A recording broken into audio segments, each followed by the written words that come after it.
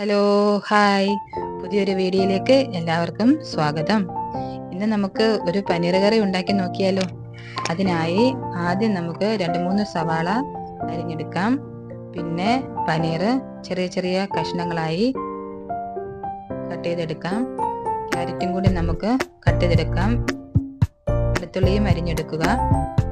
പിന്നെ ഒരു പാനിൽ അല്പം എണ്ണ ഒഴിച്ച് പനീർ ഗോൾഡൻ കളർ ആകുന്നത് വരെ ഒന്ന് ഫ്രൈ ചെയ്തെടുക്കുക.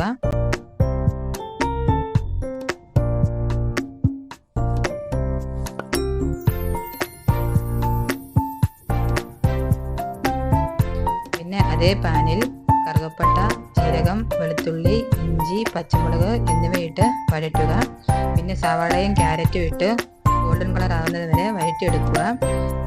അത് മിക്സിയുടെ ജാറിലിട്ട് മല്ലിയിലയും ഇട്ട് പേസ്റ്റ് രൂപത്തിൽ അരച്ചെടുക്കുക.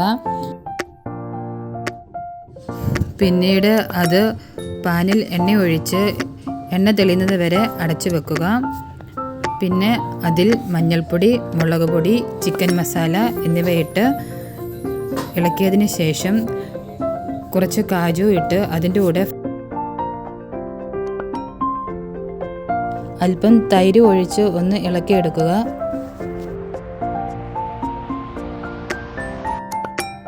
ഫ്രൈ ചെയ്ത പനീറും ഇട്ട് കൊടുക്കുക. അപ്പോൾ മറ്റൊരു വീഡിയോയുമായി കാണുന്നതിലേക്കും ബൈ.